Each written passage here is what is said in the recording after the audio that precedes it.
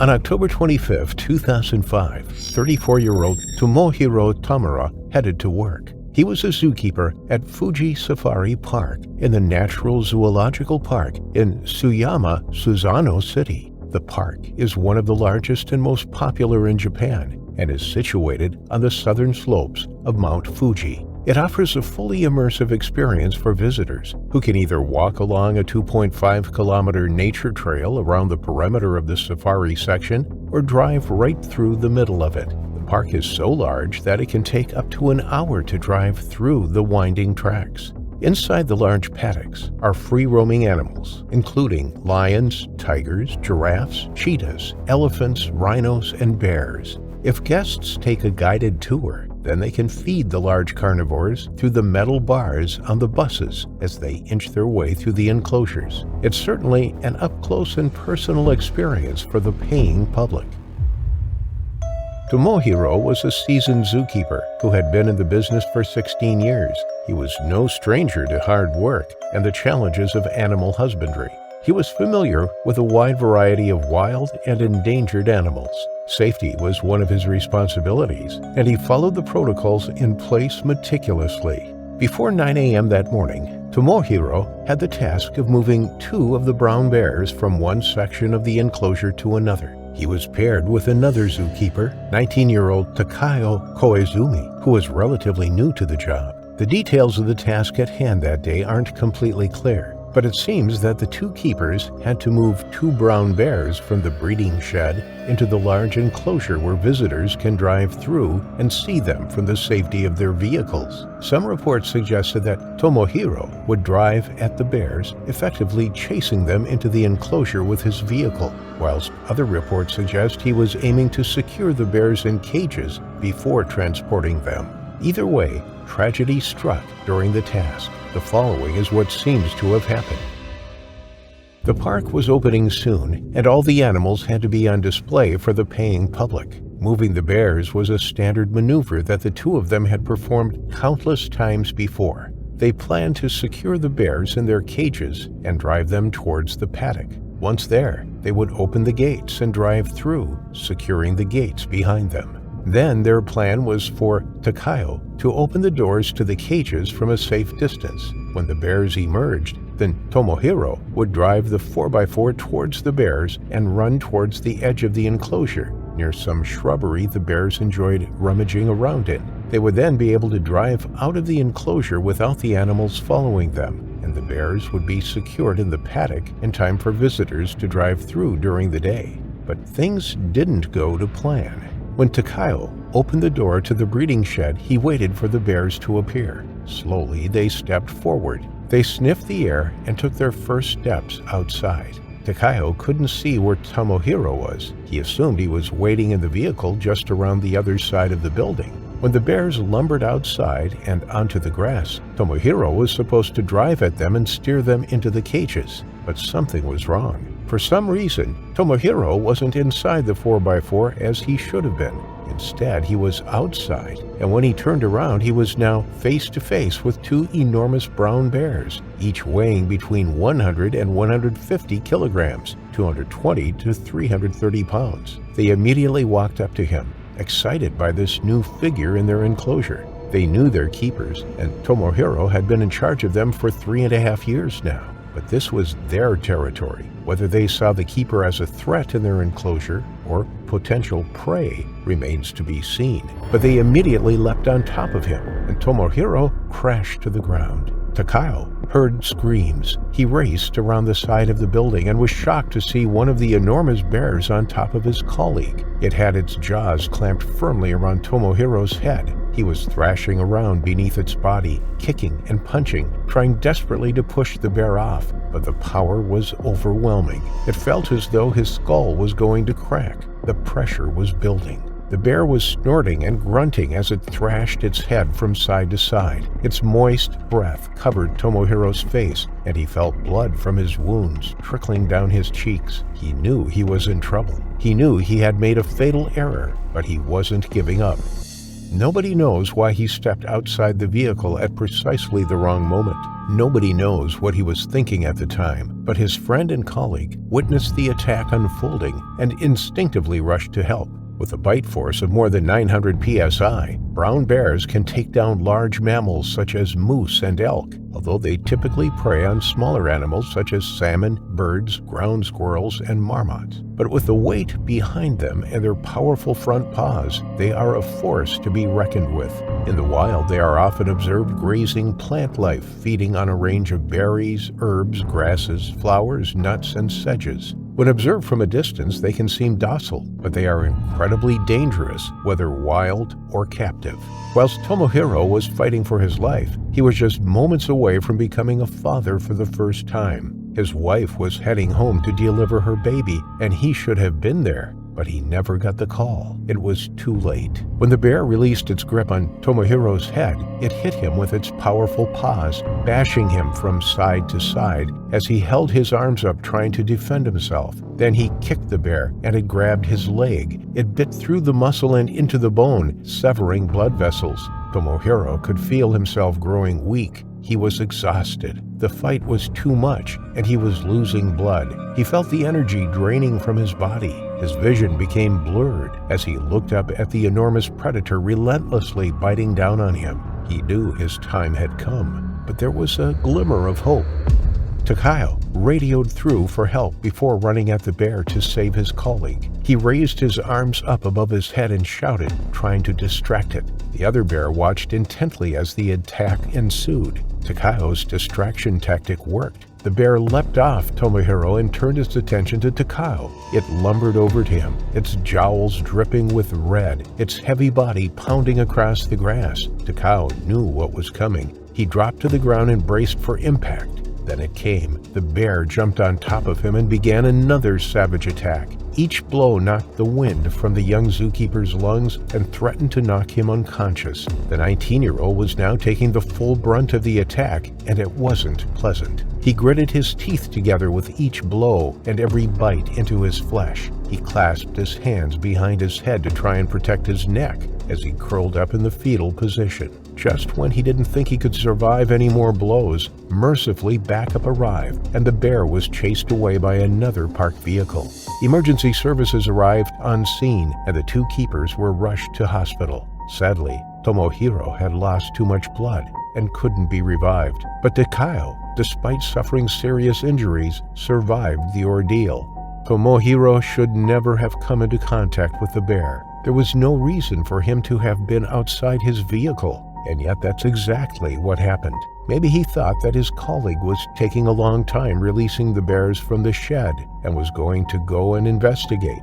His friends and family will never know. He had dedicated his life to animals. It was something he always wanted to do.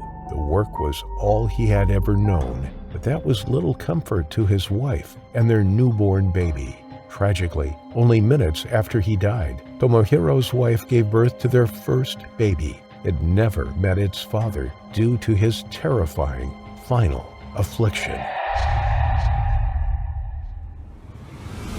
We've covered plenty of cases of people killed by animals in zoos and parks around the globe. And usually it's because of negligence or spectators that act foolishly. But today's case is a little different. This time, all of the safety procedures were followed to the T, but the brown bear in question was hell-bent on getting out of that cage. And it serves as a reminder that animals are much, much smarter than we give them credit for.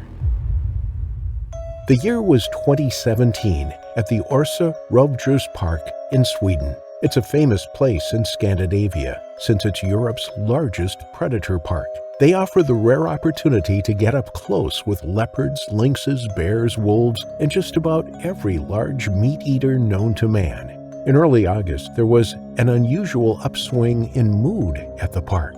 With autumn now almost on their doorstep, the hibernating animals began to get nervous. Out in the wild, they'd have been spending the next 3 months storing up as much fat as they possibly could in preparation for their long sleep in winter. Summer and spring is all about mating and fighting for dominance, but in autumn, the bears actively hunt other animals. Meat allows them to store more fat than vegetation would, so naturally autumn is the time of year when most attacks against humans happen.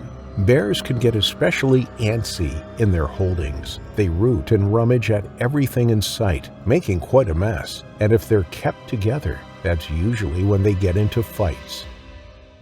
The 2-year-old brown bear in this enclosure was no different. It had been pacing back and forth for days, trying to get rid of all that nervous energy. Its enclosure was tucked away in a large wooded area, with a separate holding attached off to the side. The smaller holding was used to lock the animals in during feedings, so that staff could come in to clean up and change out the water on cleaning days. But this day wasn't according to the usual schedule. This bear had made an enormous mess during its nervous pacing. There was scat thrown around everywhere, trees were scratched, and the water trough was thrown over, leaving a muddy mess that just added to the stink and the chaos. The young man put in charge of cleaning was a new hire. He was only 19 years old, and he'd begun working at the park as soon as he finished high school, with plans of studying zoology or veterinary sciences after taking a gap year. His name was never disclosed, so we'll just call him Sven for now. Sven took to the job like a dream. He was a personable young man and eager to jump in wherever he was needed, and he genuinely enjoyed working with the animals. As the rookie on the yard, it was expected that he would do the more uncomfortable jobs, but Sven didn't mind at all. One employee lured the bear to the small holding with food, and once the lock was securely behind it, the man walked off to the next holding, leaving Sven and his spade to scoop up all the debris and to shovel some dry ground on the mucky spot under the water trough. It was going to take Sven quite a while to get it all done, and there were plenty of other animals waiting for their breakfast. The gate behind, where the bear was now hungrily gobbling up its rations, was secure and locked. The staff hadn't done anything wrong at all. The animal finished its food and sat in its holding, staring at the man cleaning its cage. The little square was not meant to hold animals for longer than their feedings. It took only a minute or two before it started clawing at the earth beneath the fence, furiously digging to get out. Sven didn't think much of it. The bear's furious grunts and the soil that it scuffed up as it dug just looked like how it usually kept itself occupied. He simply turned his back on the fence and continued to shovel heaps of manure into a burlap sack. But the animal was slowly working itself into a frenzy. At first, it just wanted to dig itself out, but the more it pumped its arms, the more adrenaline flowed into its body. The lone man off in the distance was no longer just a curiosity. He was an enemy. And even if it didn't know why, all it knew was that the man needed to be destroyed. It took it just 10 minutes to dig right under the fence. The heavy-duty chain-link fence only went down into the ground for 2.5 feet, so it wasn't exactly a difficult task for the beast to accomplish. When it had a hole big enough for its head and shoulders to fit through, it began to squeeze its massive frame under the fence. Sven didn't even hear the grunts and the digging go quiet behind him. He had reached the halfway mark of his job and he began to speed up, hoping to finish before the morning was over. He only realized that something was wrong when the huffing and puffing came closer. When he turned around, the bear had already gotten out from under the fence and was running at the boy at full speed, just a few feet away from him. At this distance, Sven had no chance. He only had time to put up his hands in defense before the animal was on top of him. Never mind even trying to run. The bear slammed the young man into the forest floor, sending them skidding through the mucky soil. The impact with the ground and the nearly 200 pounds on top driving him down was so intense that it broke 3 ribs instantly. Before they even came to a stop, Sven was swinging his fists and screaming for help. His fists merely bounced off the massive hairy body, and the creature didn't even flinch. Instead, it drew back its head, opening its jaws wide and bit down, managing to grab Sven around the left shoulder. Shaking its head, it swung Sven so fiercely that its teeth tore clean through the flesh, and Sven went flying through the air, followed by a jet of blood, fabric, and bits of skin. Another colleague who'd finished up early had come by to see if he could jump in and help Sven with the cleanup job, and he saw the beast rushing at him. He yelled over his shoulder for assistance, grabbed the main gate, and rushed in despite the incredible danger he was putting himself in. Behind him, 4 other men who were in the vicinity were already rushing in after the lone savior. But the creature was already on top of Sven again, and this time there were no more screams. They didn't know it then, but when Sven was thrown through the air, his head connected with a rock, splitting his skull cleanly in two. Sven, in his last moment of consciousness, realized that the jaws closed in on him again, this time on his chest and neck. He felt himself be grabbed by those jagged claws, the nails searing through the skin on his back, and then the world went dark. The 5 men running into the enclosure were screaming and waving their arms. One managed to pick up a branch, and another grabbed the spade that Sven had been holding just a moment before. The animal turned to the approaching noise, roaring in its feral anger. But when it saw how many of them there were, it bolted into the cover of the trees. It might have been murderously angry, but it wasn't stupid enough to take them all on at once. The zookeepers grabbed the bloody heap that was Sven and hauled him out of the cage as fast as they could, not bothering to check his wounds or even if he was breathing. There was no time. They had to get Sven and themselves out before the beast changed its mind and decided that they too were fair game. Slamming the gate closed behind them, they jumped into the nearest golf cart. Normally, the little vehicles were used to carry food and supplies around the park. Never before had they used it to carry an injured human, or animal for that matter. The driver radioed in, demanding that the front desk call for an ambulance. They rode to the front gates and waited for 15 minutes before help arrived. In those minutes, it became starkly clear that things weren't looking good for Sven. His chest, shoulder, and neck were torn to shreds, but most of the bleeding was coming from his head. His previously sandy blonde hair was matted with dark blood, and even through the pouring torrent, they could see the crack in his skull. Remarkably, Sven was still breathing, but the damage to his brain was already apparent. He began to convulse just as paramedics arrived, and his colleagues grabbed his head, keeping him from slamming his already shattered skull into the ground. Paramedics took the boy and rushed him to hospital, where doctors spent 12 hours in surgery trying to save what they could. But it was all for nothing. Sven never woke up from his coma, and with every seizure, his vitals continued to drop. Finally, 2 days after the attack, he breathed his last.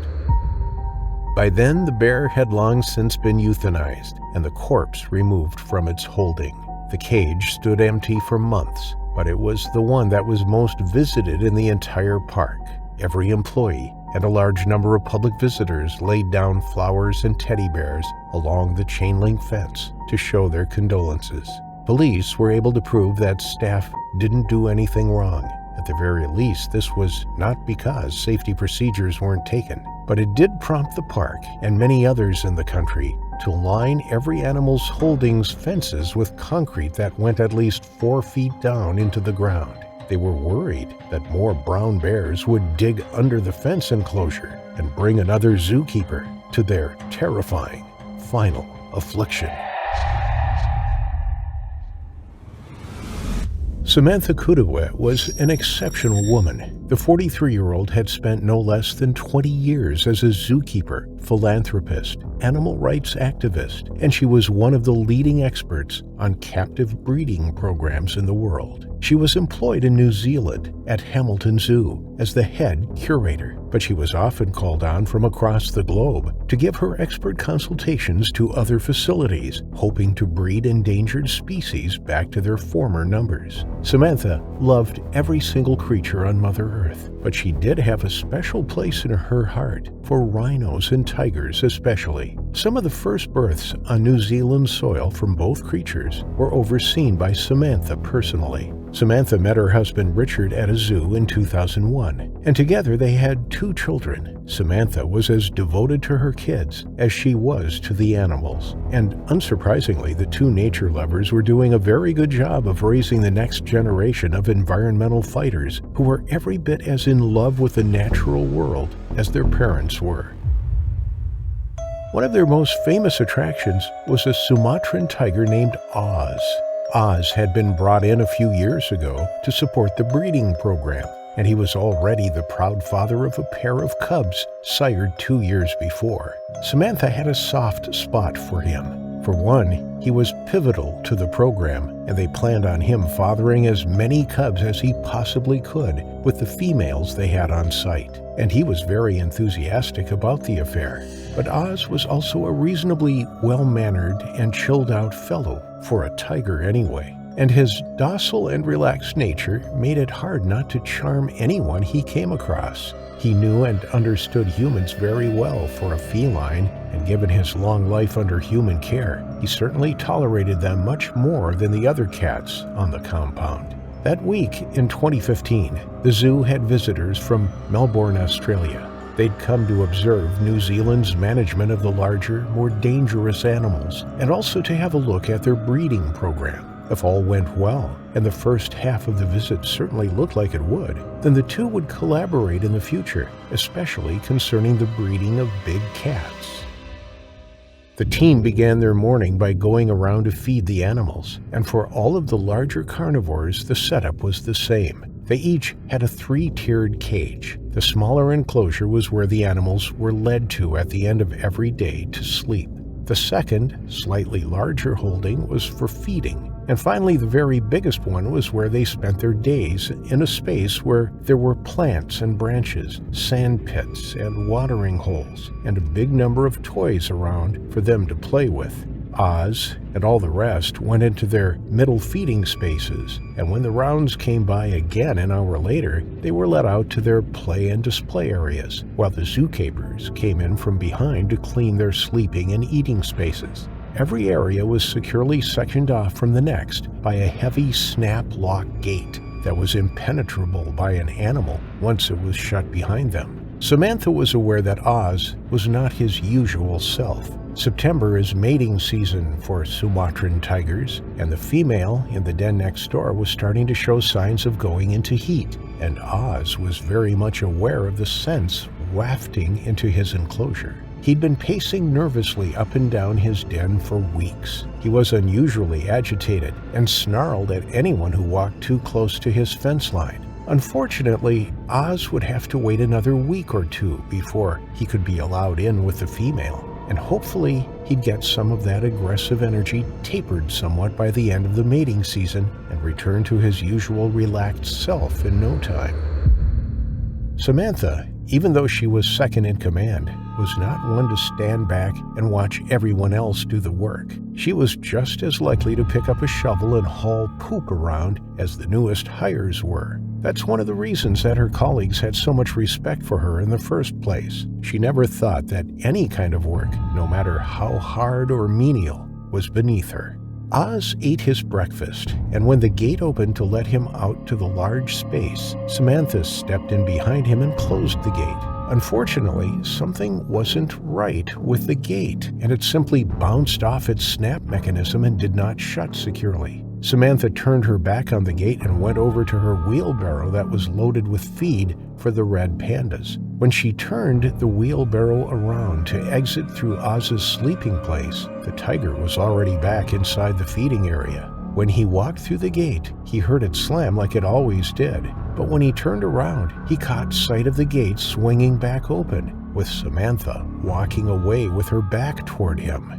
Oz might have never hunted a day in his life, but that didn't mean that he didn't know what to do then. Even with his belly full of food, his hormonal agitation kicked into high gear. He didn't care to hunt Samantha. To him, at that moment, she was a threat to the female next door, and he needed to protect her at all costs, even if that meant taking out the human that had fed him so consistently all of these years. Oz stepped through the gate, tentatively at first, but once he crossed the threshold with the woman now only a few feet from him, he became an orange blur of lightning. Oz crossed the distance in just 4 massive strides before Samantha turned to face him, her hands still on the handles of the wheelbarrow. Oz jumped over the food in one graceful leap. Samantha's eyes went wide with shock when she saw the predator flying at her through the air. But if she had any plans on screaming out for help, there just was no time for any sound to escape her throat. Oz slammed into her, his paws on her chest and his fangs striking her right in the throat. They went sliding across the ground. The force of that drag shredded through Samantha's shirt and tore the skin on her back to ribbons. Oz didn't wait for them to stop moving before he pulled back, ripping the woman's throat completely out. Samantha was powerless to scream with no windpipe and no voice box left to make any sound. The blood spewing from the gaping wound drenched them both in a shower of red. Oz came down on her neck again, but this time he shook his head fiercely. Samantha's neck was broken by the second shake, and whatever life she had left in her was instantly cut off. The moment that Oz realized that the woman was no longer alive, he stepped back from the body. He wasn't hungry, and the threat had been taken care of, so he paced around the enclosure, unsure of what to do now. He sampled at the body once or twice, mostly out of curiosity, until a pair of zookeepers finally came by. They came across a sight out of a horror movie. Oz's entire face, chest, and front legs were covered in blood. He was so drenched that his orange and black stripes weren't even visible, and a few feet from the upturned wheelbarrow lay the crumpled and bloody mess that was Samantha. Even from that distance, they could see that her throat was ripped out and that there was clear damage to one of her legs. The keepers ran to get help, and in less than 5 minutes after the discovery, Oz was lying unconscious in the play area, the tranquilizer dart sticking out of his rump, proclaiming the cause. Samantha's remains were removed from the scene only after police released the body and had taken all of the evidence they needed. Richard, who also worked at the zoo, had to be physically restrained from running into the enclosure when he heard what had happened. This would be the start of a 2-year lawsuit to determine who was responsible for the death of Samantha. The gate hadn't been maintained properly. A little rust and a lack of regular oil caused the gate to malfunction, and Samantha had gone in alone. It should have been implemented that no zookeeper work alone, no matter what species of animal they were caring for, especially since everyone knew what state Oz had been in the weeks preceding the attack. He hadn't eaten Samantha, proving that he acted out of instinctive territorial behavior.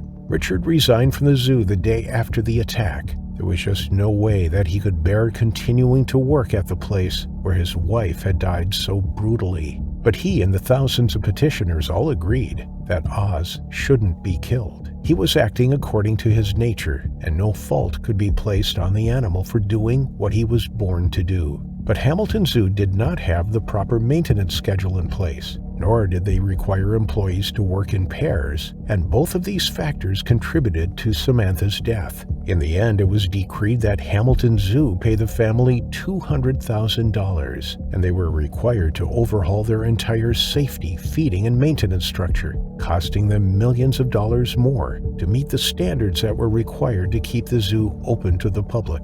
One thing is certain, Samantha would have agreed with her husband and the petitioners. Oz had every right to live. No one understood more that every Sumatran tiger on this planet is precious and worth saving. Both Samantha Kudawe and Oz the tiger met their terrifying final afflictions.